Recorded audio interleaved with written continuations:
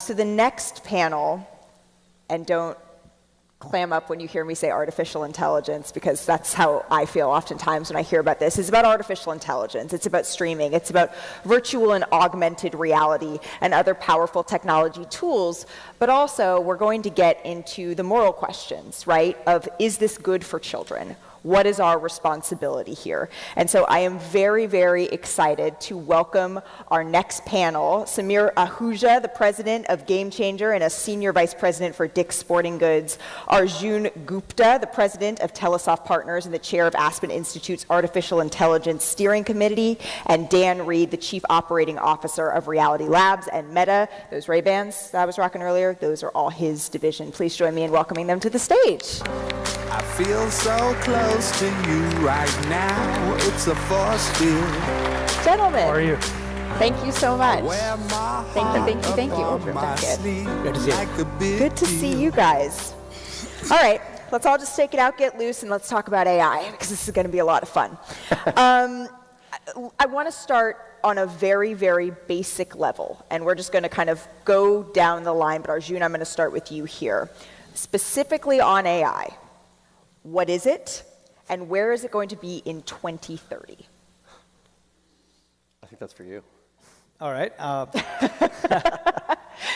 So, humanity as a whole has been chasing AI ever since computers were invented. So Lisp was the second language ever created. It was called for Lisp processing, and that was approximately 1954. Of course, there were more recent extraordinary breakthroughs. But you really, the way I look at it is that we've had 4 mega waves of technology: the PC, mobile, the internet, and finally the cloud. Okay. So what AI is doing, it's building on all of that. And when you want to think about AI, you probably want to think about it like a stack. There'll be new processors, there'll be new cloud, there'll be new sensors and the LLMs and everything else, and finally new functionality. Okay. And in 2030, if today we are in the chat GPT type of world, which I think is something on a base level we all understand, and that came quickly. We all watched the Oprah Winfrey special of how quickly AI has moved over the last couple of years. By 2030, I drive down the street in Los Angeles and I see, how is your AI partner working for you? And I'm like, who, the what now? So by 2030, where are we going here? So there's an old saying in technology, we underestimate where we'll be in the long term, and we overestimate where we'll be in the short term. So there are people who are talking about artificial general intelligence and robots and everything else in the very short term. Personally, I don't think we'll get there. But you have about half a dozen key technologies that are going on in parallel. So you have obviously AI, as we know it, generative AI, LLMs, and things like that. The example you gave, ChatGPT.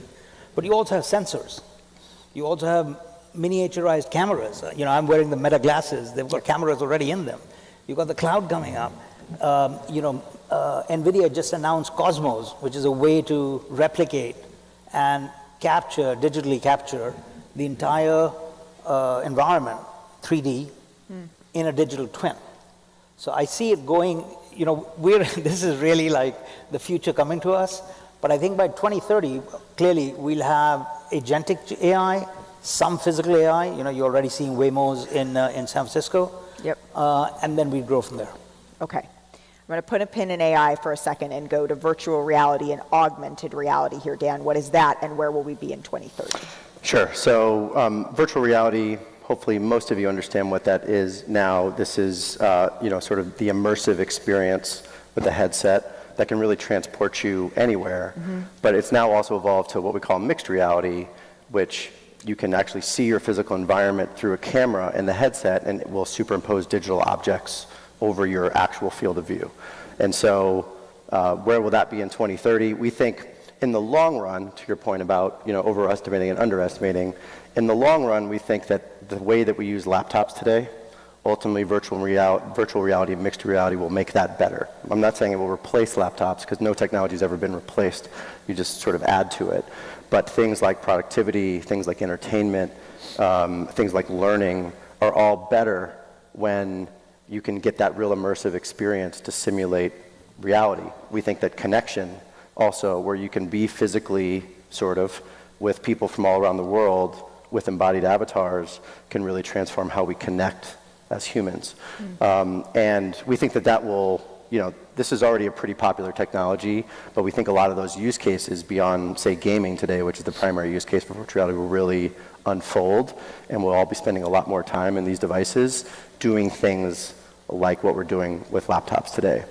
Augmented reality, we're on this really exciting journey right now, where augmented reality, if virtual reality is a headset on your face that you can see the real world through cameras and superimposed digital objects, augmented reality is you're seeing with your physical eyes the world around you, and this lens will also be a screen and can bring any digital object into the world. We just announced what we think is the most advanced AR prototype in the world, called Orion in Meta this past fall, and we have working prototypes today where I can have a hologram of Samir show up and I can be talking to Samir. I can have a PowerPoint presentation. I could have the script for my speech literally in my glasses. Right now, where we are AI glasses. These are the glasses you wore in your intro. These are the glasses that you're wearing, where these don't have screens, but they have cameras, they have audio, and they have AI built into them, where they can do things like I can live translate a conversation in Spanish today with AI. Imagine where that goes, where that's always on sensing, and we can talk about that and its application to youth sports. But we're on this continuum now, where now these are AI glasses. But I think by 2030, we will have actual AR glasses, and they'll be very expensive, but you can start playing with them and understanding how you might use them. And we think over time, that will augment what we use the mobile phone for today. Okay, I have one more what is this that I want to get to, actually two, before we go into sort of the whys. And the next what is streaming. I think, again, we all kind of have a base level of understanding of streaming now, but in 2030, where is streaming going? Everything is going to be streamed, and it ties to what the other guy said, because you're going to need to process everything in AR, on your glasses, whatnot. It's interesting, we spend a lot of time with kids. I have two kids, they're in high school, middle school. Their comfort level, even with someone 10 years older, 20 years older, or 30 years older, or whatever in my case, they'll spend their whole day with an AirPod in their ear, which, I just don't understand that. But they live in this stuff natively the way some of us might have in the prior generation and so their entire lives captured, private moments, public, it doesn't matter. Whether it's youth sports or their lives, I think everything will be captured, and hopefully that'll all be handled in the right way. But I would just assume that there's sensors and cameras everywhere, and the next generation is not uncomfortable with that. Okay, let's talk about cameras everywhere for the next generation and what that means. I've always thought, I heard this once, and it's always struck me, the language we use around photography and videography is similar to the language that we use kind of around war. It's taken, it's captured, right? It's something, a photographer once said, I like to make a picture instead of take it, because I don't like that verbiage. And I'm 30, and I kind of feel like I grew up in the golden age, right? I didn't have social media until I was already 18, essentially. That was kind of like just rolling in. I had Facebook, but we had a family computer downstairs. You had to use it in sort of a group space, not these private devices that kids have now. And so when we're talking about the certainly very exciting things that are coming in terms of, I think about what if a kid speaks a different language and you're able to translate in real time in your ear and speak across barriers. That is a really exciting application of this. But where it seems that we have gone wrong in terms of social media, for instance, is we didn't regulate it at all. We just said, here, go play behind closed doors and do it without parents understanding. And it's opened up, there are endless studies about what that does to kids and to youth. So what can we do differently this time around with something like augmented or virtual reality? I think that, look, technology inherently is not good or bad. It has the capability to do a lot of different things, and it's really about how you use it, to your point. Most waves of technology generally give us all superpowers, and they're all great, but they all have sort of negative effects that you have to be mindful of and manage. And I think that all of these technologies we just talked about are all exactly the same. And I do think that, at least in my experience being 10 years at Meta, the first thing to do is just understanding them, understanding how they work, understanding how people are using them, thinking proactively about how people, not only how people will use them for the good things, but how people might want to misuse them for the bad things. And really red teaming those exercises. And we all build technology for a living, making sure that we're building those safeguards in, making sure that we're educating people, but also making sure that we're giving people choices. You can over-regulate these things sometimes, and you can cut off things that are very valuable for people because everyone's different, everyone has a different standard. And so you want to be able to draw the line, and partnering with governments, partnering with organizations, partnering with parents in the case of youth sports, to give people enough flexibility, but like the really, really bad things, really doing your best to try and eliminate those. But then again, it's hard to say what those are. I think, glasses with cameras on them with AI, there's obviously privacy implications, right? So we're thinking about those things now and trying to build that in, but it's going to take a conversation with all of society to figure out what are the social norms, what are the regulatory frameworks, what are the restraints, and how does that trade off against the value we can create for people? It's a tricky topic, and I think probably all three of us face it every day. Yeah, I'm only smiling when you say a conversation that takes all of us. It's hard enough to get two parties to have conversations that take all of us. I mean, in youth sports in particular, I think is actually a place that this could be very helpful, in particular when you're talking about injury prevention, when you're talking about understanding differently abled people. How are we seeing that in the AI space? Sorry, can you repeat the question? So I think I'm trying to balance, and I know we only have, the time flies when we're up here, people. But I'm trying to balance, in sports in particular, when we're talking about AI, I do want to highlight some of the very positive things that this could bring, while also, can you highlight some of the things that we should be aware of, particularly as adults, particularly as parents, or people thinking about having kids and saying, oh my God, this all seems like a lot, and this is the world I'm bringing my kids into. So, I'm a technologist, I've been a venture capitalist for 35 years, so I'm an optimist. And I think this technology will bring a lot of positives, whether it's coaching, whether it's options, whether it's mobility, etc. I personally don't see a ton of constraints or things that can go wrong, so to speak, other than, let's say, some of the social media and other aspects of it. I think there is a chance, because there's such vast amounts of economics involved, that people may try and monetize things that they're not doing, currently. And that itself, everything's going to be on video. Some kid will be really good at certain sports. Now, at what point of time does it make sense to monetize that, right? And so some people wish that they could do it. So I think as the technology enables all this new functionality in society, we will have to decide what are the right guardrails and where, when, who calls the shots, and when and what age the children are at.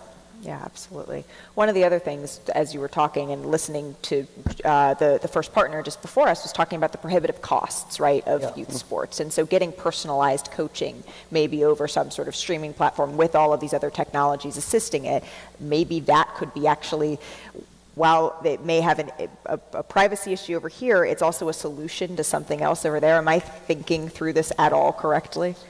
Yeah, I mean, that really is in line with how I see these things. I tend to think of technology as deflationary in terms of costs. It makes things cheaper. They say that the computing power of the iPhone is more than what it took to land on the moon in the 60s, and it costs a lot less than the Apollo project. By giving people accessibility, and you now can do that instantaneously to everyone who has a mobile device, of things like personalized coaching, or even just connecting families to the, they're busy, they're at work, parent is working 2 jobs, or they're a single parent, they can't be with their kids while they're experiencing youth sports. Connecting them through technology is cheaper and cheaper and cheaper, and there's more and more innovation there. That will hopefully, we believe, be a net positive, and to the goals of the organization here, and why a big reason why all of us are here. We hope and believe we'll keep more kids playing, more kids engaged, because the whole community around them, whether it's their parents, their siblings, their teachers, their coaches, will all be connected using these tools, which previously might have been cost prohibitive, or just were in an offline world and just hard to do.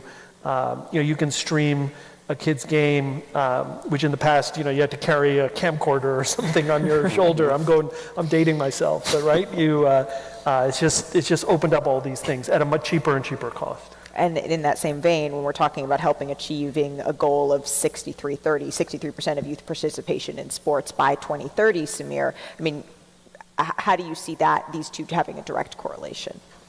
I mean, I would just say, just take these for example. I think it can reduce the barriers, for example, for coaches to come in and help just increase the capacity. I have a 9 and 11-year-old sons. I coach basketball and soccer because those are the sports I know best. Right. But if you have always-on sensing AI that can help you see what's happening on the field and tell you as a coach how you should coach your players in some sport you're unfamiliar with, in addition to the hours of online training you have to do, that might make me more confident in coaching in a sport that I wouldn't coach, that I wouldn't want to coach ordinarily. VR is spectacular for training and learning. There's apps today in VR that if you live in a cold weather climate and you can't get out and get batting practice, you can simulate baseball swings. And there's an app called Win Reality in VR that they claim dramatically increases your performance at the plate. And that's a lot less than paying for cage time, a lot less. And so I do think these things reduce barriers over time. I can stream in GameChanger through these eventually once we work a deal.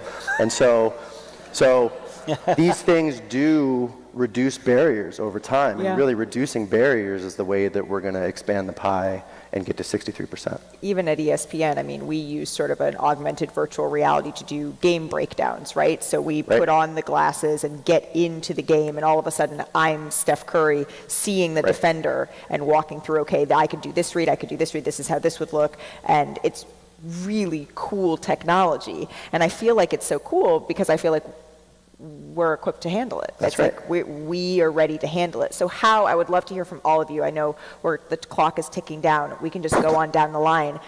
It seems to me this is a balance of hope, excitement for something new, and also making sure that kids are prepared with the tools as they are being handed this new technology.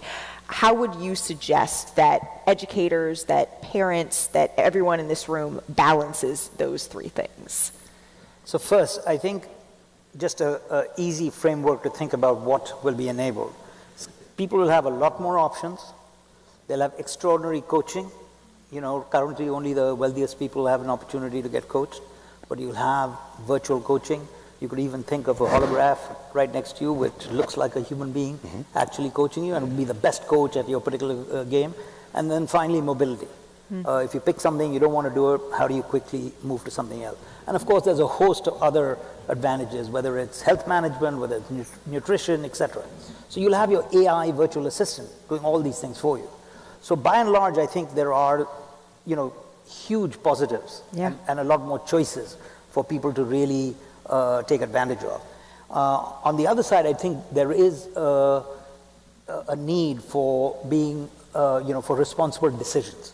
So I'll just give you an example. One of my companies is Anthropic, which is the second largest behind market share leader behind OpenAI. They're taking something called a constitutional AI approach, which is how do we organize ourselves? Well, we have a constitution, right? When we have tough questions and corner cases, we go back to the Supreme Court and look at the constitution. So within that constitution, they're thinking about trying to have some version of what we should do for youth and how should you oversee things in a more responsible way. But I think it's so early in the cycle that we really have to think it through. We've learned a lot from social media, which was the kind of gen before, and now we have to think of the next gen of how do we kind of do it responsibly. I would just say briefly for parents, for people in this room, use this stuff. You have to get familiar with these tools to understand what it's capable of, and also what are the downsides. It's pretty easy to get caught in a hype cycle, either, oh, it's amazing, it's going to change the world, oh, it's terrible, stay away from it. You can form your own opinion and develop your own perspectives on how you should implement in your space by just becoming familiar with these tools. So that would be my number one thing. These tools are going to change very rapidly, they already are, and some narrative about something is going to change within 3 months. On the ground. It just is. Yeah. If you're current and you're using them, you will be educated as to how to best use this in your space. Thank you. Well, I agree with all that. What I would add is, and we talked earlier about it, it's hard to bring people together these days for any kind of conversation in this political environment. I would encourage technologists, educators, parents, communities, schools, and everyone else involved in youth sports to remember that we're here for the kids. They are the next generation. They will solve all the problems we have created in this world. And so it is our responsibility to educate and elevate them. That should be something we can all agree on, no matter what president you voted for. And so we should be able to come together around that and have a sensible debate about the benefits and challenges of it. But it's the first word of the phrase is youth. It's youth sports. That's why we're here. So, and kudos to everyone who's innovating and building in this room. So thank you to all of you for that. Well, I appreciate the sensible conversation that we were able to have up here, both about what this is, what this means, where this is going. And it sounds like, Samir, we have to have this conversation again in 3 months because it's going to be entirely different by that time. That's right. Exactly. That's right. Thank you, gentlemen, so very much for your time. I really appreciate it.